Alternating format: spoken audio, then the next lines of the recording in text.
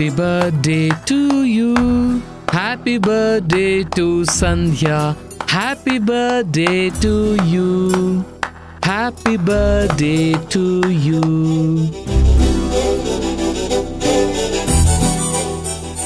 నువ్వు నా కంటికి కనిపించకపోయినా ఇక్కడే ఉన్నావని తెలుసు. నేను చెప్పే విషెస్ నీకు వినిపిస్తున్నాయని తెలుసు.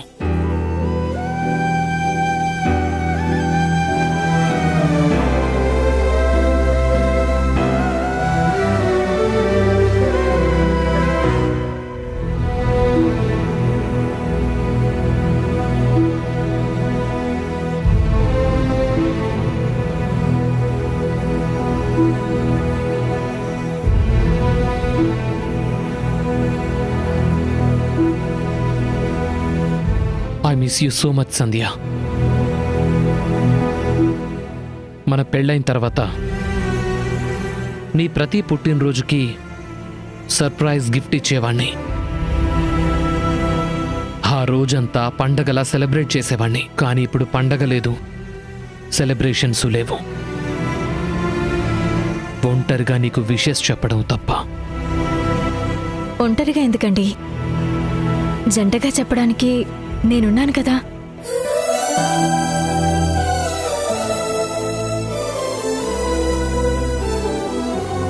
అక్క, భార్యని ఇంతగా ప్రేమించే భర్త దొరకడం నిజంగా నీ అదృష్టం. కానీ ఆ అదృష్టం ఎక్కువ కాలం నిలవలేకపోవడం నిజంగా దురదృష్టమనే చెప్పాలి. ఇంటి కోడలుగా నేనొచ్చినా ఈయన మనసులో ఎప్పటికీ నీ స్థానం పదిలంగా ఉంటుంది. మాకు దూరమై ఏ లోకంలో ఉన్నా ఈ ఇంటి దేవతగా, ఇలవేల్పుగా మాకు ఎలాంటి ఆపద రాకుండా కాపాడే బాధ్యత నీదే అక్క.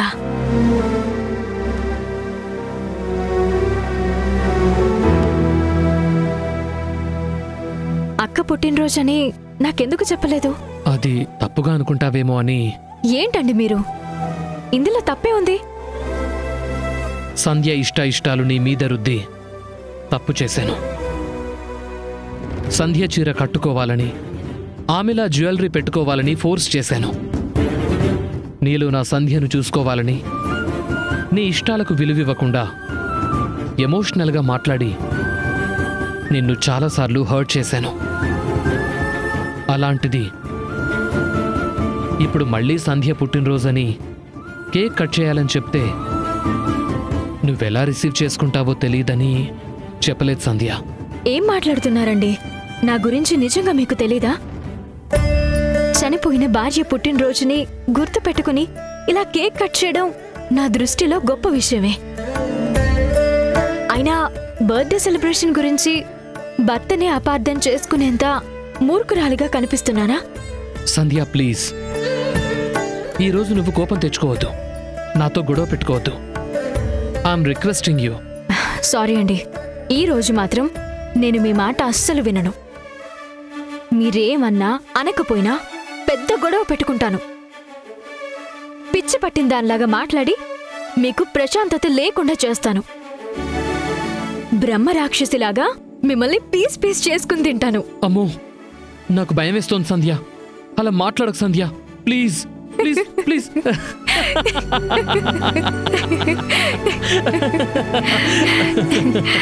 రండి. ఎక్కడికి? రండి రండి, కూర్చోండి కూర్చోండి. ఓ, కూర్చుంటే నీకు తినడానికి కంఫర్ట్ గా ఉంటుందనా? ఊరుకోండి. అక్క బర్త్డేని పండగలా చేసేవాణ్ణి అన్నారు కదా? అవును. సంధ్య బర్త్డేకి నేనే కొత్త చీర తెచ్చేవాణ్ణి. ఆ చీరలోనే సంధ్య రోజంతా ఉండేది. అక్కకి ఏ కలర్ అంటే ఇష్టం? Pink and sky blue. Okay అండి. ఫుడ్ ఏం ప్రిపేర్ చేసేది? ఏదైనా స్పెషల్ చేసేదా? అస్సలు స్టవ్వే ఆన్ చేసేది కాదు. బ్రేక్ఫాస్ట్ నుంచి డిన్నర్ వరకు అన్ని బయట తినేసేవాళ్ళం. ఉదయం ఇంట్లో స్టార్ట్ అయ్యి ఎప్పుడో చీకటి పడ్డాక ఇంటికి వచ్చేవాళ్ళం. ఎక్కడెక్కడికి వెళ్ళేవారండి? ఫస్ట్ టెంపుల్కి, నెక్స్ట్ మామయ్య వాళ్ళ ఇంటికి, ఆ తర్వాత తన ఫేవరెట్ బిర్యానీ రెస్టారెంట్కి, అక్కడ తినేసి మూవీకి వెళ్ళేవాళ్ళం. మూవీ ఫినిష్ అయ్యాక సిటీ అంతా కార్లో తిరిగేవాళ్ళం. డిన్నర్ టైంకి నా ఫేవరెట్ రెస్టారెంట్కి వెళ్ళి భోజనం చేసి చివరిగా ఇంటికి వచ్చేవాళ్ళం. ఏమండి, అవన్నీ ఈ రోజు కూడా జరగాలి. ఈ రోజా? అవునండి, నేను ఫుడ్ కూడా ప్రిపేర్ చేయలేదు. అక్క కట్టుకునే చీరే కట్టుకున్నాను, అక్క పెట్టుకునే జ్యువెలరీయే పెట్టుకున్నాను. ఈ రోజు అక్క ఉంటే ఎలా ఉండేదో నేను అలానే ఉంటాను. మరి ఆఫీస్? ఈ రోజుకి డుమ్మా. వద్దు సంధ్య, సడన్ గా లీవ్ పెడితే వర్క్స్ అన్ని ఆగిపోతాయి కదా. ఒక్క రోజుకి ఆగిపోయేంత అర్జెంట్ వర్క్స్ ఏం లేవులేండి. అయినా పుట్టినరోజు పూట ఇంట్లో సెలబ్రేషన్స్ వద్దనుకుని ఎవరైనా ఆఫీస్కి వెళ్తారా? సరే సంధ్య, నీ ఇష్టం. నేనిప్పుడే వెళ్ళి అక్కలా రెడీ అయి వస్తాను. Sandhya, many more happy returns of the day. Thank you శ్రీవారు.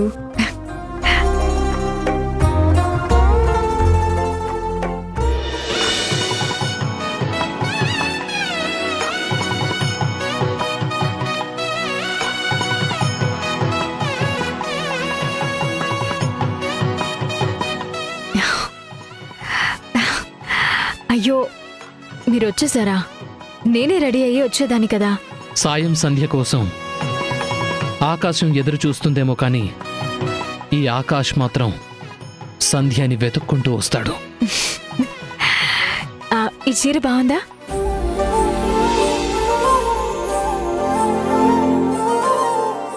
ఈ చీరని మా ఫస్ట్ మ్యారేజ్ యానివర్సరీకి గిఫ్ట్గా ఇచ్చాను. మరి నాకు బాగుందా? చీర కట్టుకన్నా సంధ్య చీర కట్టుకోవాలన్న ఆలోచన వచ్చింది చూడు, అప్పుడే నచ్చేసావు. ఈ చీరలో సేమ్ టు సేమ్ నా సంధ్యలానే ఉన్నావు. నిన్నింత దగ్గరగా చూస్తుంటే సంధ్యని చూసినట్టే ఉంది.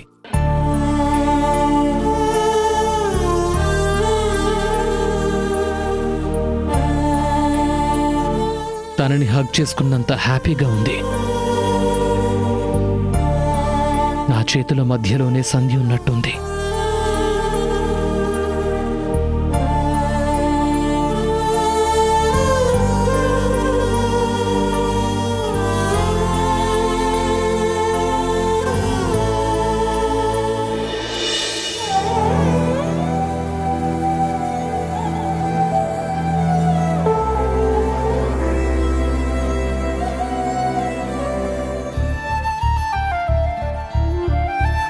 వర్క్ చేసింది చాలు గాని రావే లంచ్కి.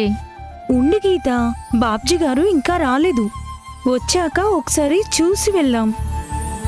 అతన్ని క్యాంటీన్లో ఉంచైనా చూడొచ్చు గాని నువ్వు రా ముందు. పద.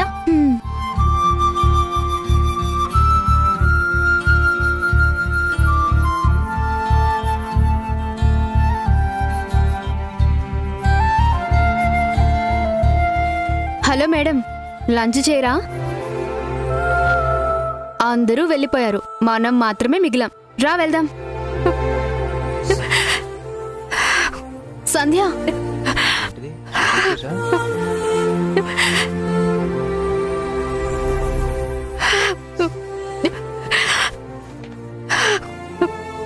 ఏమైంది?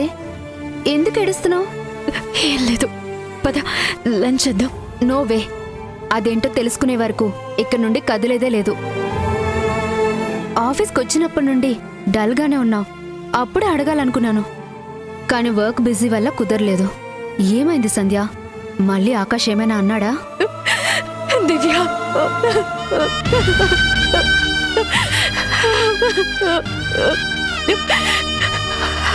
సంధ్య ఏంటి ఇది?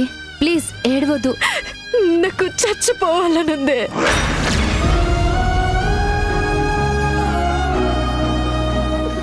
ఏం మాట్లాడుతున్నావు? పిచ్చి పట్టిందా నీకు? ఎలాంటి ప్రాబ్లం అయినా సరే నాకన్నా ధైర్యంగా డీల్ చేసే నువ్వు ఎందుకలా అంటున్నావు? ఈ టార్చర్ భరించడం నా వల్ల కాదు. ఆకాష్ నీ మీద చేయి చేసుకున్నాడా? ఫిజికల్ అబ్యూస్ చేస్తున్నాడా? అలా కొట్టినా నేను తట్టుకునేదాన్ని, కానీ అతను అనే మాటలు, చేసే పనులు భరించలేకపోతున్నాను దివ్య. ప్రేమ అంటే బాధని ఓదార్చే బలమని తెలుసు, తోడుగా కలకాలం కలిసుండే బంధమని తెలుసు. కానీ ఆకాష్ మనసులో ప్రేమకి అర్థమే వేరు. ఆయనకి నేనంటే ఎంత ప్రేమో తెలుసా? కళ్ళల్లో నీళ్లు తిరుగుతుంటే చూసి ఆనందించే అంత. నేను కోపంతో ఊగిపోతుంటే అదేదో డాన్స్ అన్నట్టు వెకిలిగా నవ్వేంత. నా చేతిగాని తనాన్ని చూసి చప్పట్లు కొట్టేంత. ఏంటి నువ్వు చెప్పేది? ఆకాష్ ఎందుకిలా సైకోలా బిహేవ్ చేస్తున్నాడు? అసలేం జరిగింది? ఒకటి కాదు దివ్య, చాలా ఉన్నాయి. సూర్య ఆబ్దిగానికి వెళ్ళడం కూడా ఆకాష్కి అస్సలు ఇష్టం లేదు. నా సూట్ కేసులో సూర్య ఫోటోని చూసి అదొక నేరంలా మాట్లాడాడు. ఆఖరికి ఆ ఫోటోని చింపేసి తన కోపాన్ని తీర్చుకున్నాడు. అది కూడా భరించాను. నిన్న ఆయన మొదటి భార్య సంధ్య పుట్టినరోజని కేక్ కట్ చేసి ఆవిడ ఫోటో ముందు పెట్టాడు. నాతో హ్యాపీనెస్ షేర్ చేసుకున్నాడు. అంతవరకు బానే ఉంది. కానీ రాత్రి బెడ్రూమ్లో ఆవిడ గారిని ఊహించుకుంటూ నాతో చిచి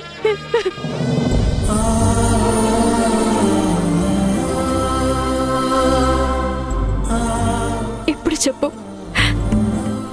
నేనేం చేయాలి? బ్రతకాలా, చావాలా? ఏ తప్పు చేయని నువ్వు చావడమేంటి సంధ్య? దివ్య క్యారేజ్ కనబడుతూనే ఉంది. ఇప్పుడు టైం ఎంత అయింది? లంచ్ బ్రేక్ ఎప్పుడో కూడా తెలీదా నీకు? సారీ దివ్య, రోడ్ నెంబర్ 3లో మినిస్టర్ కాన్వాయ్ వెళ్తుంటే ట్రాఫిక్ బ్లాక్ చేశారు, అందుకే లేటు. నోర్ముయ్. వంటతో పాటు ఏదో ఒక అబద్ధం వండి తెస్తావు. ఇదే నీతో చిరాకు. ఒక పంక్చువాలిటీ ఉండదు, టైం సెన్స్ కూడా ఉండదు. ఆకలితో చచ్చిపోయేలా ఉన్నాను. ఇంత లేటుగా నువ్వు తెచ్చిన ఫుడ్ నా దినానికి సరిపోద్ది. వెళ్ళి స్టాఫ్ అందరిని పిలిచి నా ఫోటోకి దండేసి దీపం పెట్టి వాళ్ళందరికీ భోజనాలు పెట్టు.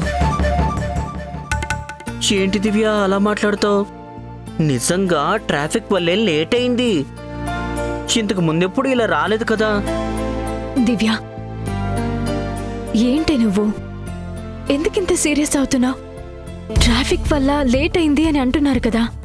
నువ్వు కూడా వాడి మాటలే నమ్ముతున్నావా? అసలు ఈ మగాలనే నమ్మకూడదు. ఫోన్లే కదా అని చనువిస్తే జుట్టు పట్టుకుంటారు, ఆ తర్వాత కాళ్ళు పట్టిస్తారు. అంత చెత్త ఫిలోస్ వీళ్ళు. ఇంకేం చూస్తున్నావు? వెళ్ళు. సరే దివ్య. పెరుగు సపరేట్ గా బాక్స్ లో ఉంది, మర్చిపోకుండా తిను. నేను తినకపోతే కూర్చొని తినిపిస్తావా? నోరు మూసుకుని పోరా.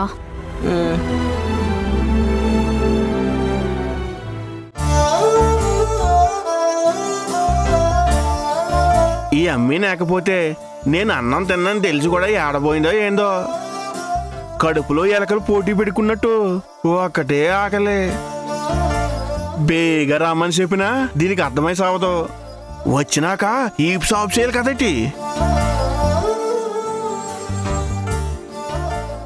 రాయే తిరిగిలే అయిపోయినా ఏంటి? ఇక్కడ ఒక మూడు ఉంటాడు, ఆడికి అన్నం పెడితే గాని తిండని నీకు తెలుసు కదేటి? తెలుసయ్యా. తెలుసు కూడా ఏమీ ఆలస్యం.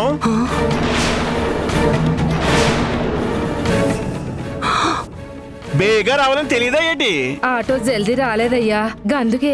ఆటో లేకపోతేనేటి, పరిగెత్తి రావాలి కదేటి? అట్లనే వస్తా గాని ముందు నువ్వు తినయ్యా. నాకేటి వద్దునే, ఆకలి చచ్చిపోనది. ఏందయ్యా గట్లంటావు? ఆలస్యంగా రావడం నాదే తప్పు, నేను కూడా ఒప్పుకుంటున్నా. ఎంత గుస్సా ఉన్నా ఇంటికొచ్చినప్పుడు చూపించు, గంతేగాని గిట్లా అన్నం మీద వద్దయ్యా. నా కోని మీద కోపం లేదు పో. నీ మీద ప్రేమ మాత్రమే కాదయ్యా, నీ కోపం కూడా ఎరకలే. ఆ కోపం పోవాలంటే ఇంకో దెబ్బ కొట్టు, గంతేగాని అన్నం వద్దనొద్దయ్యా. తిను బంగారు కొండ. ఓన్లే నాన్న తింటాను కదేంటి నువ్వు? గదంతా కుదరదు, నువ్వు నా కళ్ళ ముందే తినాలా. నేనే తినిపిస్తాను. ఇగో అయ్యా, తినయ్యా.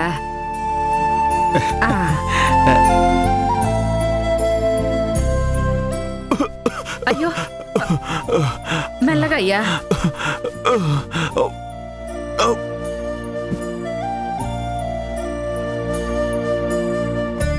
ఇక నాన్న తింటాను గాని నువ్వు డ్యూటీకి పోవే.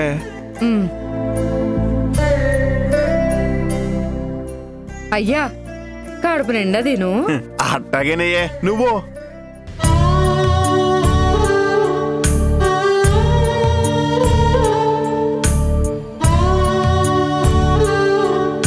ఏంది సారు గట్లా చూస్తుండ్రు? ఆఫీస్ని గడగడలాడించే దుర్గమ్మకి, మొగుడి ముందు ఇలా భయపడే దుర్గకి అస్సలు పోలికే లేవేంటా అని చూస్తున్నాను. ఎందుకు చేయను సారు, లోపల నేను జీతం తీసుకుంటున్నా, గందుకే గమండు లెక్కుంటా.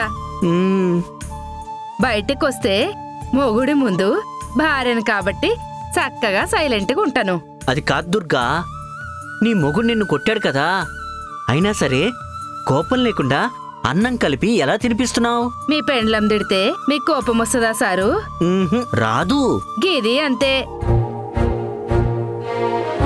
కాకపోతే ఈడ మతలబేందంటే మా కాడ కోపానికి తగ్గ పేముంటది, మీ మధ్య కోపంతో పాటు చిరాకుంటది. ఈ విషయం నీకే కాదు, మమ్మల్ని చూసిన ఎవ్వరికైనా ఈజీగా అర్థమవుతుంది.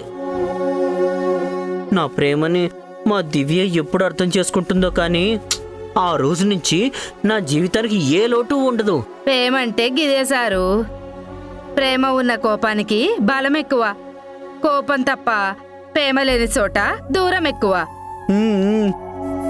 గిదే అదుంచుకుని సర్దుకుపోతే దునియా మొత్తం దిల్కుష్.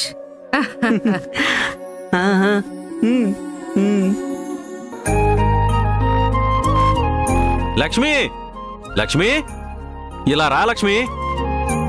అబ్బబ్బబ్బబ్బా, ఏంటండి ఎప్పుడు వంటింట్లో తప్ప బయట ప్రపంచం చూడవా? ఆ దిక్కుమాలిన గరిట సింకులో విసిరి ముందు నాతో పట్రా. అయ్యయ్యో, పొయ్యి మీద కూరుందండి. అదేమైనా కట్టెల పొయ్యా నువ్వు దగ్గర ఉండడానికి? దానికదే ఉడుకుతుంది కాని నువ్వు నాతో పాటు రాబోయ్. అబ్బా, ఏంటండి మీ హడావుడి? హడావుడి కాదు, అద్భుతం, కన్నుల పండుగ. ఏంటండి, ఏమైంది? చెప్పను, చూపిస్తాను. అయ్యో, చూపిస్తానని కళ్ళు మూస్తారేంటండి? నువ్వు రా నాతో పాటు.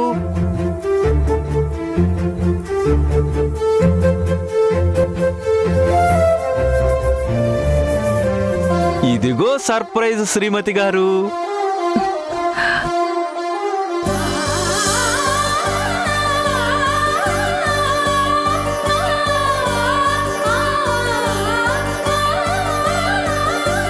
అబ్బా, చాలా బాగుందండి. మన అమ్మాయి నాటిన మొక్క కదా, అందుకే చూడండి ఎంత అందంగా ఉందో. లక్ష్మి, ఈ అందం ఆనందం మనిద్దరికే కాదు, అమ్మాయికి కూడా పంచాలి. ఇప్పుడే సంధ్యకి కాల్ చేసి చెబుదాం. పదండి, చేద్దాం.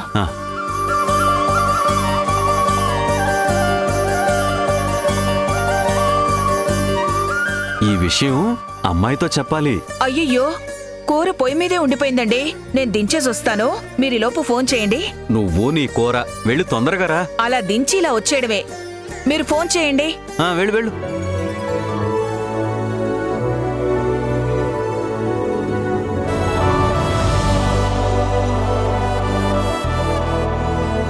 ఏమండి, స్పీకర్లో పెట్టండి.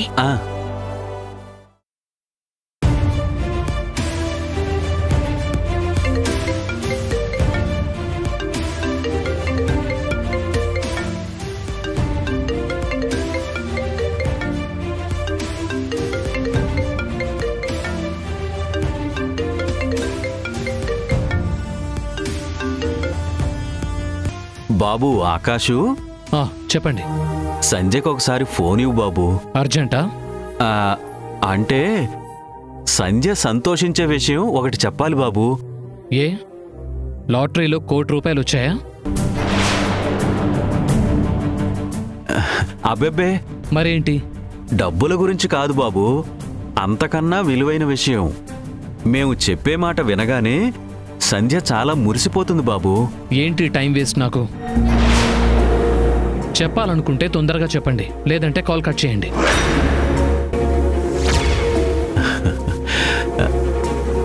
సంధ్య నాటిన గులాబీ మొక్క పువ్వు పూచింది బాబు.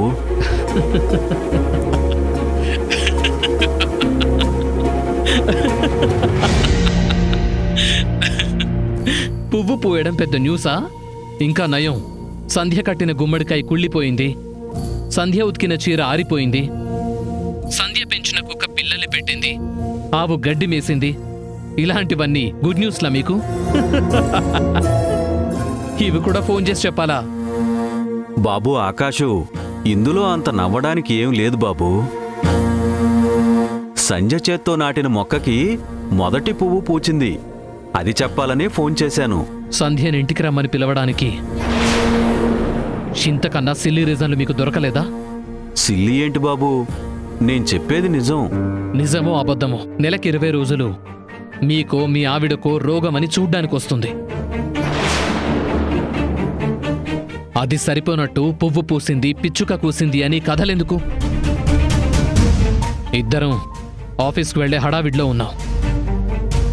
మీరు ఖాళీగా ఉన్నారని అందరూ పని లేకుండా ఫోన్ చేతో పట్టుకుని కూర్చుంటారు అనుకున్నారా?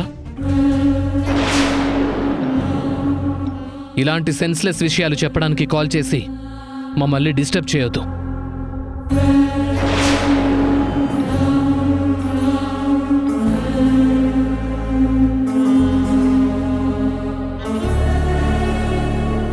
కింద ఉన్నది నా ఫ్రెండ్స్ మాత్రమే కాదు, వాళ్ళు నా పార్ట్నర్స్. నీ అరుపులు కేకలు వింటే వాళ్ళ ముందు నా పరువు పోతుంది కదా. I don't care. What? Yes, I don't care about your damn business and your status. ఎవరు ఏమనుకున్నా, మీరు ఏమన్నా, నేను ఇలానే ఉంటాను, ఇలానే మాట్లాడతాను. ఇక్కడ నుండి వెళ్ళండి.